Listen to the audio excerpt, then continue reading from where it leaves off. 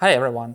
Welcome to this lecture on integrated microelectronics. I'm Andrei. I work at Moscow Institute of Physics and Techniques and Molecular Electronic Research Institute. Here is a quick roadmap on today. We'll start with the basics, what an integrated circuit actually is and what makes a transistor tick. Then we'll look at Moore's trend, a remarkable prediction made by just like 5 initial points, and that guided the entire history of microelectronics for many decades.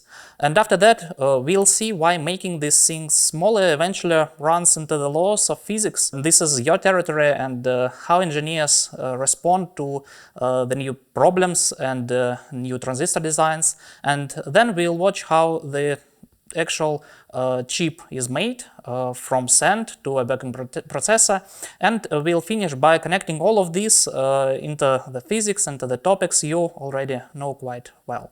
So let's dive in. If you take apart any electronic device, say the laptop or the phone you're watching this lecture on, the first thing you'll find is some green rectangle. This is a printed circuit board or PCB that we can take a look on the left side, and it is essentially a sheet of fiberglass with thin copper wires etched onto it and some green coating on top.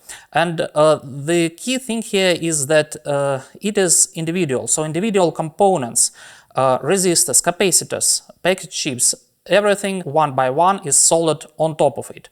The board itself just provides the wiring between them. But now let's look at another thing, at the integrated circuits.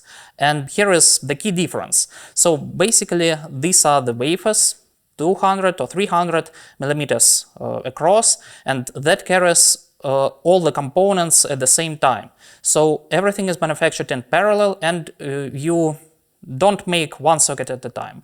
You make hundreds or thousands at once. And after these circuits are printed, are made on top of the silicon wafer, they can be cut into singular dies and packaged into single chips.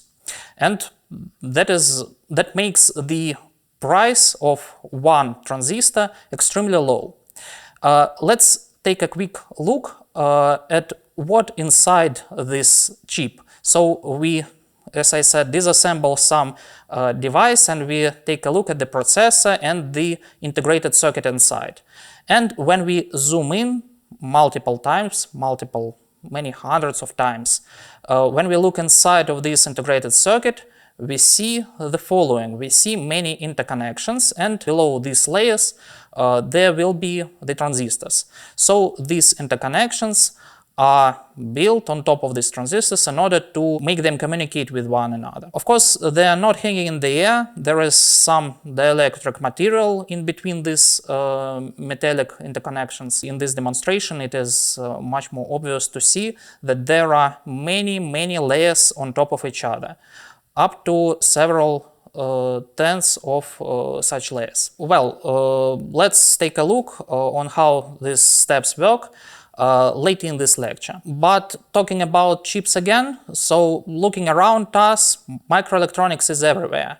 Your bank card has a chip, your transit card has a chip, your phone has a SIM card with a chip, and of course a processor, which is also a chip. So here are two numbers that are worth remembering as orders of magnitude. A modern chip contains on the order of 10 billion transistor structures, and the characteristic feature of one transistor is roughly the order of 10 nanometers. Easy to remember, a nano is 10 to the minus 9 and the billion is 10 to the plus 9.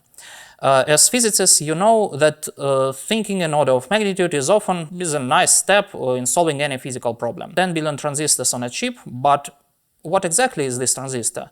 Let's take a closer look. So a transistor is an electrical switch, but with no moving parts. The simplest analogy is a water faucet. You have the water flowing from the source to the drain through a pipe.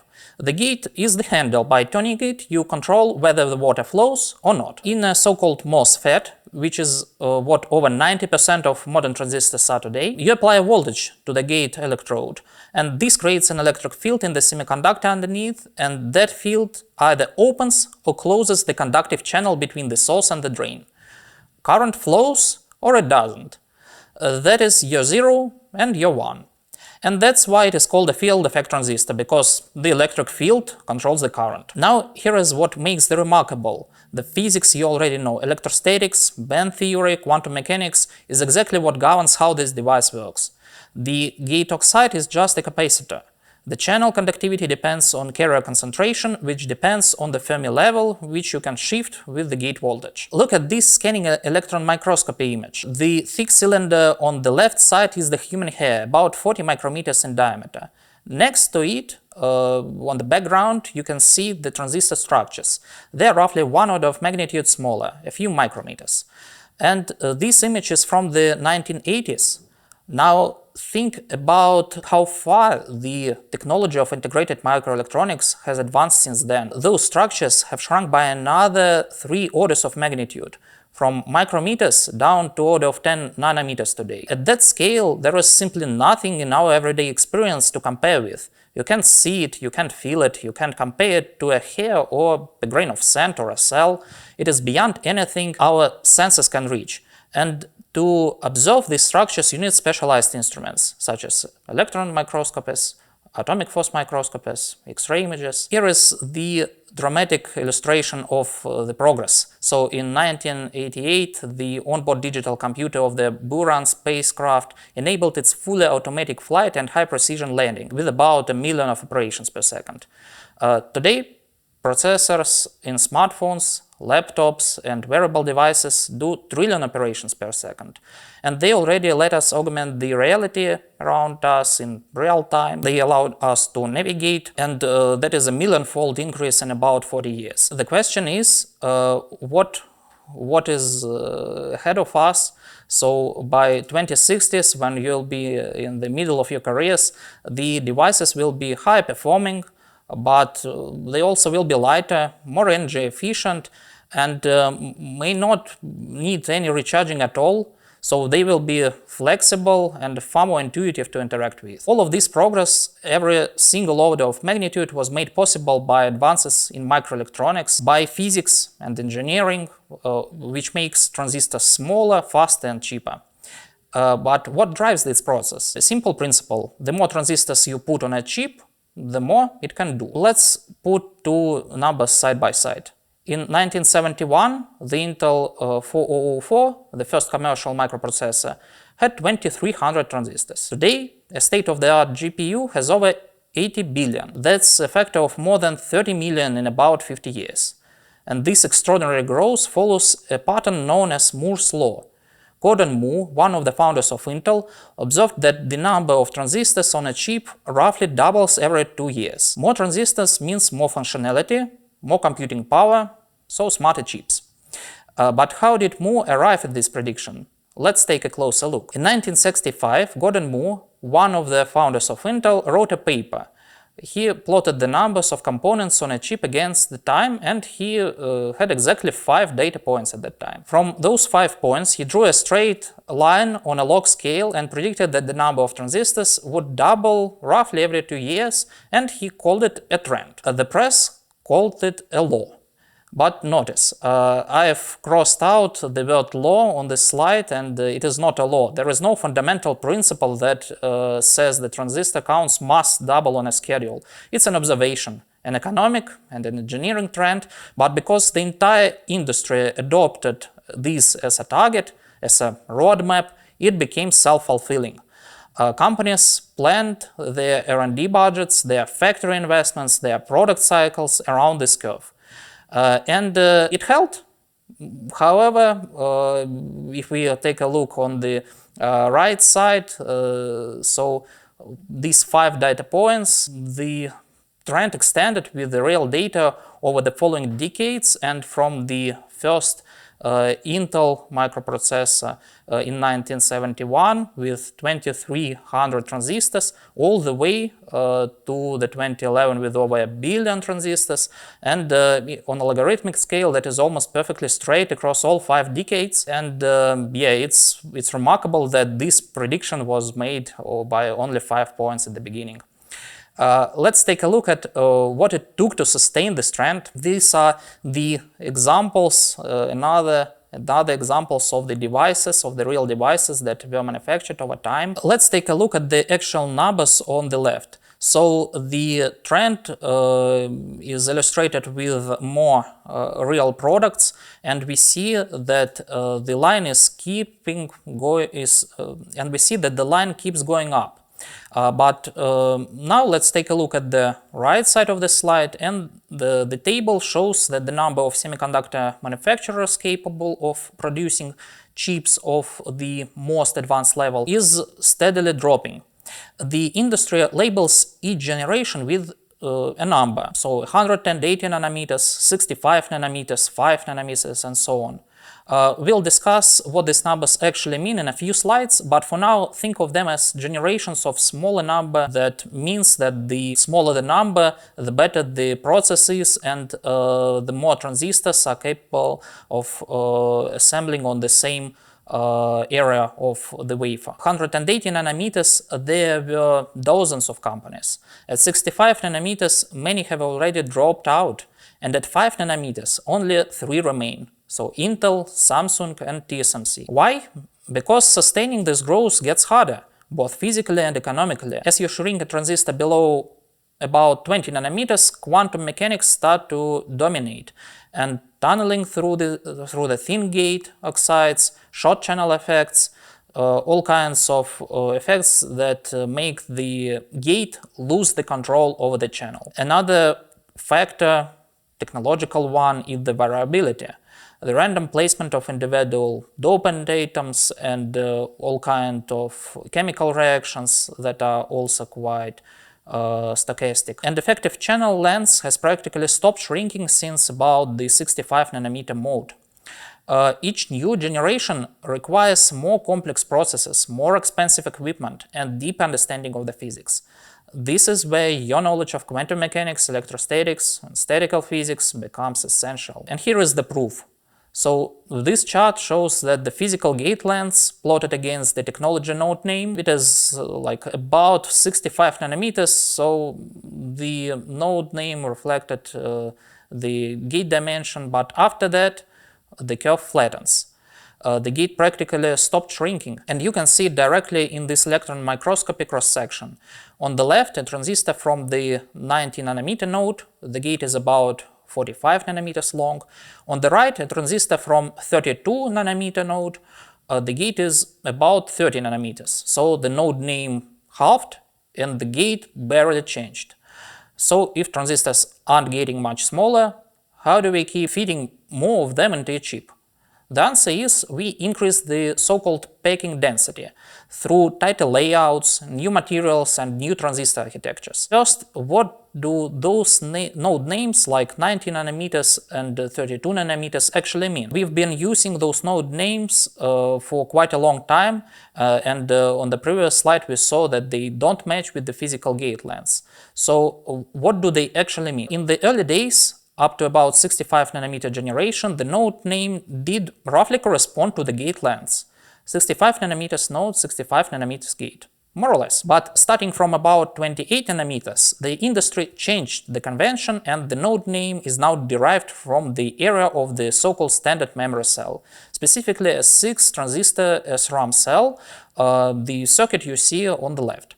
When this cell area shrinks by a factor of 5.2, you take the square root of that factor and divide the old node name by this factor. So 65 divided by the square root of 5.2 gives you roughly 28. So today, when you hear 3 nanometer process, there is no single dimension on the chip that measures 3 nanometers exactly. That's a label and marketing name. The actual gate lengths might be 12, 15 nanometers. Please keep this in mind whenever you read technological headlines in the news. Now let me show you how the industry actually keeps improving by reshaping the transistor itself. One of the most powerful ideas in modern microelectronics is beautifully simple in concept, though extremely difficult in execution. We said that the gate is losing electrostatic control of the channel. So you increase the contact area between them, and instead of gate sitting only on top of the flat channel, you reshape the channel so that the gate wraps around it. And this is the evolution you see here. So 4 generations of transistor architecture. In a planar transistor, the gate contacts the channel from one side, the top, and in FinFET the channel is turned on its side into a vertical fin and the gate wraps around 3 sides. Then comes the gate all around nanowire, when the gate completely surrounds the channel. But the channel cross-section is small, and that leads us to the last step, is the nanosheet. Samsung calls it MBC FET, multi-bridge channel FET. Intel calls it ribbon FET, where the channel is wide, thin ribbon, fully enclosed by the gate, and this gives you both full gate control and high drive current. Each step gives the gate more control, more surface area, strong electrostatic coupling, better switching. And this is how the industry continues Moore's trend, not by shrinking the gate, but by reshaping the transistor itself. In the roadmap language, this approach is called more Moore. So where is all of this headed? This roadmap gives you the big picture. We just talk about more Moore, continuing to scale transistor with new architectures. And on this chart, that's the bottom path. You can see the errors. Early on, so-called happy scaling, where you just shrank everything and it worked. Then material-based scaling, copper replaced aluminum in the wiring, and the traditional silicon dioxide gate insulator was replaced with hafnium oxide material with high dielectric constant labeled high K. After that, the new transistor shapes we just discussed, FinFETs, nanosheets, and looking further out, replacing silicon itself with materials only a few atoms thick. But there is also a second path along the top, more than Moore. That includes photonic integrated circuits, neuromorphic computing, and quantum technologies. Instead of just packing more transistors, you add entirely new types of functionality to the chip using the new physical phenomena. So more Moore pushes transistor further, more than Moore adds new capabilities, and the future of microelectronics combines both smaller transistors and new functionality, integrated together on a single chip. Now, let's see how all of this is actually manufactured. It all begins with sand. Ordinary sand, silicon dioxide that we know. To extract pure silicon, you heat the sand, you apply chemical procession until you reach so-called 9 nines, so 99.79 after the point. Now you need to turn this purified silicon into a single crystal. This is done by so-called Czochralski method. You melt the silicon in a crucible, dip a small seed crystal into the melt, and slowly pull it upward while rotating. And after that you get the cylindrical ingot called a boule, and up to 300 millimeters in diameter and over a meter long, and it is a perfect crystal and it is ready to be cut like a sausage into wafers. Wafers after that getting polished to almost atomically flat mirror finish. And the fabrication process begins after that. Hundreds of identical dies are printed on this wafer almost simultaneously, layer by layer.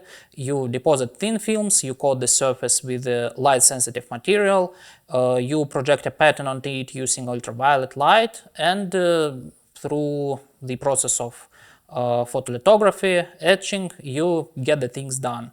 You repeat the cycle multiple times, so deposit, pattern, etch, until you get the system, the microelectronic system that you designed. After all the layers are complete, each die is tested electrically right on the wafer, and then the wafer is cut into individual dies. Each of good die is placed onto a protective package with external contacts.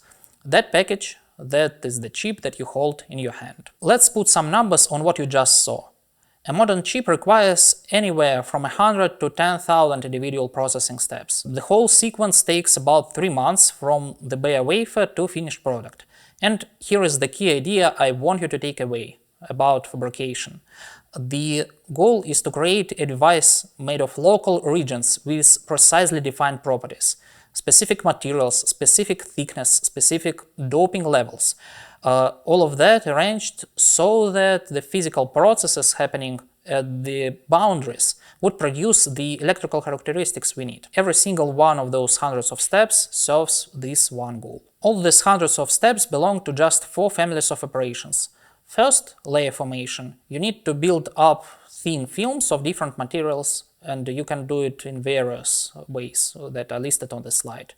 Second is layer profiling. Once layer is deposited, you need to give it a shape. Photolithography projects a pattern with light, and you can also write these patterns with electrical beam, and then you etch away the parts you don't need with reactive plasmas, with chemicals, or even by a single atomic layer at a time. Third is modification of electrophysical properties. You need to change the electrical behavior of specific regions.